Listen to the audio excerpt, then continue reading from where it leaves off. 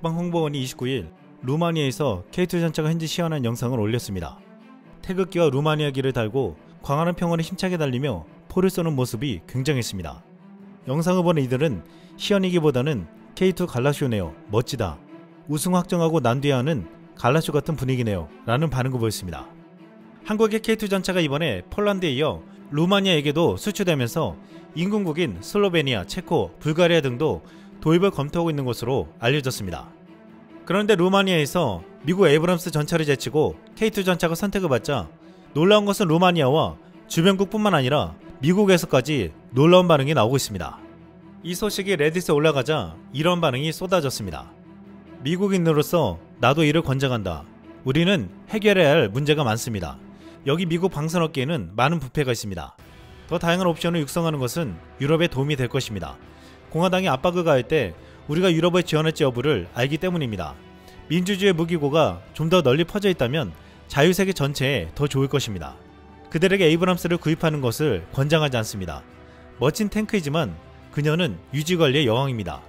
한국은 서방의 강력한 동맹국이다.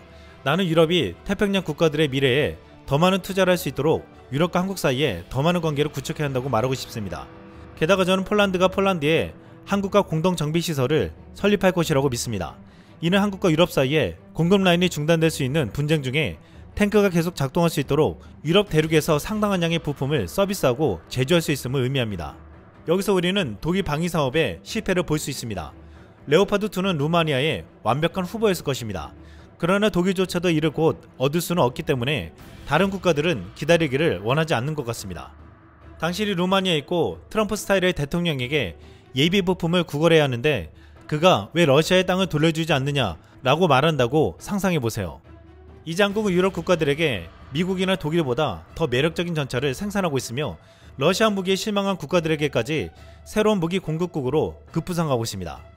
최근 우크라이나 전장에서 러시아군의 주력 전차가 망신을 당하고 있습니다. 이번 전쟁의 격전지인 우크라이나 동부 도네츠크주에서 미국 브래들리 장갑차를 탄 우크라이나군은 러시아군 T-90과 교전을 벌였습니다. 우크라이나군이 근거리에서 러시아군의 T-90을 공격하자 놀라운 광경이 펼쳐졌습니다. 브래들리 장갑차가 23발의 기관포를 퍼붓는 동안 단 3발의 대응 사격밖에 하지 못했는데 이후 다른 브래들리 장갑차가 집중 포격을 하자 무참하게 당했습니다. 현장을 벗어나려는 T-90은 통제력을 잃고 포탑이 홀로 빠르게 회전하기 시작했습니다. 27톤의 브래들리와 비교할 수 없는 전력인 46톤이 넘는 T-90은 러시아가 최신 전차로 자랑해왔지만 전장에서 보여준 위력은 형편없었습니다. 기관포를 단 브래들리 장갑차의 사격 연습용이나 마찬가지였습니다. 전장에서 또 다른 T-90 전차가 제멋대로 회전하는 모습이 포착되었는데 유도 광학장치가 손상된 것으로 보였습니다. T-90의 유도 광학장치가 손상되어 사격 통제 시스템을 통제 못해 포탑이 제멋대로 회전했습니다. 이 모습을 본 한 전직 영국군 전차 사령관은 미숙한 승무원과 열악한 전자장비 등으로 인해 해당 결함이 나타났을 가능성이 높다고 말하기도 했습니다. 이어 디스코헤드 결함은 T-90 전차에 전자장치 고장의 가능성이 있다. 서방의 전차는 매우 정교한 사격제 시스템을 갖추고 있지만 러시아군의 전차는 이를 제대로 갖추지 못한 것으로 보인다라고 했습니다. 전쟁 초기에 러시아군의 구형 T-72, T-80 전차가 대전차 미사일 공격을 받아 회전 포탑 내 비축된 탄약들이 2차 폭발하면서 포탑이 본체에서 튀어나가는 장면이 목격되었습니다. 이에 러시아는 최신형 T-90으로 대체한다고 했지만 T-90의 참혹한 실체까지 드러나고 있습니다. 푸틴은 지난해 2월 전차 공장을 방문해 T-90은 세계 최고라고 하면서 러시아 전차 기술을 극찬하며 신기술을 계속 개발해야 한다고 말했습니다. 푸틴은 전쟁이 벌어지면서 전차 생산이 5배가 늘어났다고 극찬하며 전차 공장에 노동자들과 대화하면서 T-90은 세계 최고의 전차로 우리 군뿐만 아니라 적군도 세계 최고로 인정한다 라고 말하기도 했습니다. 러시아는 그동안 세계적인 방산 강국으로 방산 수출 시장에서도 미국에 이어 늘 2위 자리를 차지해왔습니다. 미국산 무기를 살 수 없는 국가들은 최고의 기술력을 가지고 있다는 러시아산 무기를 구입했습니다. 하지만 이번 우크라이나 전쟁에서 러시아 기술력의 현주소가 여실히 드러나면서 러시아 무기를 구입하려고 했던 국가들이 전쟁이 끝나고서도 등을 돌릴 것이라는 전망이 나오고 있습니다. 러시아 기술력의 한계는 북한과의 콜라보에서도 드러나고 있습니다. 최근 러시아가 전장의 분위기를 역전시킨 데는 북한이 제공한 미사일 때문인 것으로 알려지고 있습니다. 최근 우크라이나 전쟁에 사용된 미사일의 잔해 사진에서 북한제 흔적이 드러났습니다. 영국 싱크탱크 왕리합동군사연구소의 북한 전문가인 조지 푸버는 북한의 탄도미사일이 유럽 땅에서 사용되는 것을 목격하게 될 줄은 상상도 못했다라고 말했습니다. 그런데 북한이 미사일 포탄을 준 대가로 받아온 기술이 처음으로 공개되자 북한은 물론 러시아까지도 큰 망신을 당했습니다. 북한이 27일 밤 늦게 군사 정찰 위성 로켓을 발사했지만 불과 2분 만에 발사체가 폭발하면서 산산조각이 났습니다. 특히 이번에 북한이 발사한 로켓은 기존에 북한이 사용하던 추진제가 아니라 한국이나 미국, 러시아에서 흔히 쓰던 추진제를 사용한 것으로 알려졌습니다. 조선중앙통신은 28일 군사정찰 위성 발사 시 사고 발생이라는 제목의 기사를 내고 비상설 위성 발사준비위원회 현장 지휘부 전문가 심의에서 새로 개발한 액체산소 석유 엔진의 동작 믿음성에 사고 원인이 있다는 결론을 내렸다고 밝혔습니다. 북한의 발표에서 눈에 띄는 부분은 액체산소 석유 엔진인데 여기에 기존에 북한이 사용하지 않았던 연료 케로신이 사용되었습니다. 이에 전문가들은 북한이 발사한 군사정찰 위성 2호기의 발사체는 러시아 기술 지원을 받을 수도 있지만 러시아의 기존 제품을 통째로 들여온 것일 가능성이 높다고 말했습니다. 북한은 러시아 기술을 받았지만 한국과의 격차는 더욱 벌어졌습니다. 지난 4월 한국의 군 정찰 위성 2호기가 발사되어 위성 궤도에 성공적으로 안착되었습니다. 이번 정찰 위성은 고성능 레이더를 탑재한 SAR 합성 개구 레이더 방식으로 주간이나 야간, 날씨 등의 영향을 받지 않기 때문에 주기적인 촬영으로 특정 지역에 대한 초고해상도 영상 확보가 가능해졌습니다. 한국에게 경쟁의식을 가진 북한이 러시아 기술을 야심차게 군 정찰 위성 2호기를 쏘았지만 러시아를 믿은 대가를 톡톡히 치렀습니다. 그런데 한국의 전차에게 도전장을 낸 북한이 또다시 망신을 당했습니다. 최근 북한은 한국에 뒤처진 전차 기술을 뒤엎겠다며 M2020 전차를 만들었습니다. 2020년부터 매년 10병씩에 등장했는데 프로토타입을 아직 개발이 끝나지 않은 듯 했지만 지난해에는 주포 저격과 더불어 하드킬 APS 작동 시험까지 보여주었습니다. 일각에서는 이 전차가 위협적이라고 했지만 최근 한 해외 군사 유튜버가 이 실체를 까발렸습니다. 전직 미 육군 보병이자 이라크 참전용사 크리스 캐피가 운영하는 유튜브 채널에서 한국의 K2 전차가 세계 최고라고 극찬한 바 있는데 지난달 여기서 북한의 신형 전차는 악몽이다 라는 영상을 올렸습니다.